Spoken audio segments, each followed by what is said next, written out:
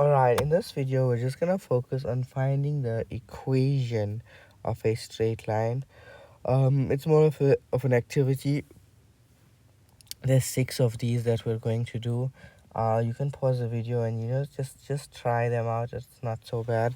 So the idea is that we always want to fill in this, right? So it's y is equal to mx plus c. We just need to fill in these two values. It's really easy. There's like a few different ideas you can even use to fill them. It's not too bad.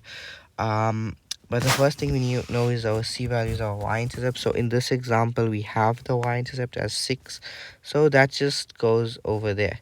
So we can say y is already equal to mx plus 6 because the y-intercept is 6. Then the next thing we'll obviously try to do is to get that m value. Now there's two ways to get m value, so only for this first example I'm going to show you both, and in the rest of them I'm just going to do whatever is faster. Okay, so firstly, we know m is actually the gradient, so I can do y2 minus y1 over x2 minus x1. Now in this case, my coordinates here is 0 and 6 and negative 3 and 0. So I can use y2 as this and x2 as this. So it's gonna be 6 minus 0 over 0 minus 3. So I should get a value of positive 2. So I can say y is equal to 2x plus 6.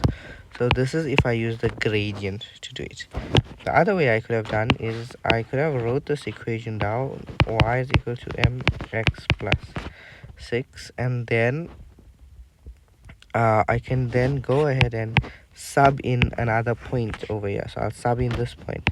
So negative 3 and 0 into my equation. So I'll get 0 equals to m into negative 3 plus 6. So this is negative 3m plus 6 equals to 0. If you move your 3m across, it's equal to 6. Divide both sides by 3, and m is equal to 2. So it also gives you that same answer of 2, and then you put them into your equation and get it. So it's either you do gradient for m or you substitute a point for m, given your y-intercept, obviously. For the second one, again, we're given our y-intercept, so y is equal to mx plus c. Already I'm done with c. It's on the y-axis. It comes from over here. So y is equal to mx minus 2.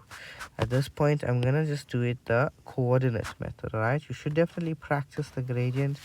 It's really useful, but for now I'm gonna put the coordinate in, which is gonna be 4 and 0. So 0 is equal to 4m minus 2. So 4m is equal to 2. Divide both sides by 4, and m is equal to a half. So y is equal to a half x minus 2. Right, just to build your confidence, actually as the gradient method, y2 minus y1 over x2 minus x1. This is 4 and 0, that's 0 and negative 2. So your y2 value is 0 minus 2 over 4 minus 0, so that becomes 2 over 4, which is simplified as a half, and same answer. Right, definitely pause, try. Very easy stuff, guys, very easy stuff. Let's make sure you can do this as fast as I'm doing it, so that don't waste time in exams. The longer you take to do simple stuff like this, the less time you have for the trickier work. So master the easy stuff. So this goes over there. Y is equal to mx plus 4. Coordinates into my equation, so I can put 3 and 0. So 0 is equal to 3m plus 4. Move your 4 across, you get negative 4 is equal to 3m. Divide both sides by 3. And m is equal to negative 4 over 3. And that's my final answer for gradient. So I go into my equation, negative 4 over 3m plus 4, and I'm done. Right. For this one here, it looks like you're given 1 point, but there's a trick that you have the graph going through the origin. So you have the coordinates 0 and 0. So y is equal to mx plus c. The y-intercept is 0, so it's y is equal to mx plus 0, but we don't need a plus 0, so it's just y is equal to mx. Let's substitute a point over here. So then we can say 3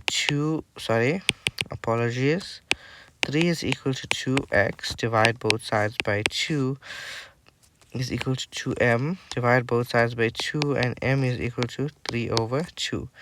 So coming back into that, we can write this as y is equal to 3 over 2x. Okay, that's your equation there. Right, now this is an interesting one. There's no y-intercept, so we're not going to shortcut this. This one, we need the gradient first. Alright, this one, when there's no y-intercept, we need the gradient first. So this is -1 and 0. So y2 minus y1 over x2 minus x1 equals, your y2 value is here and your x2 value is here. So 4 minus 0 over 1 minus 1, so it becomes 4 over 2, which is just 2. If you're confused about this, just go straight to your calculator, but I'm not entirely encouraging that. Alright, so I shouldn't be encouraging that. 1 minus 2, negative and a negative next to each other become a positive, so 1 plus 1, which is 2. 4 minus 0 is just 4, so 4 over 2. 4 divided by 2 is 2, and that's how you get that answer. Right, that's how you do it mentally. Now y is equal to mx plus c. This value just goes for m, so y is equal to 2x plus c. At this point, I'll take this coordinate and bring it into my equation. 4 is equal to 2 into 1 plus c. So if I take 4 equals to 2 plus c and I move the 2 across, 4 minus 2 is equal to c. So c is equal to 2. This goes back there. I can write my equation as y is equal to 2x plus 2. Alright, last question. Pause it and try it same like the other one. Start with our gradient.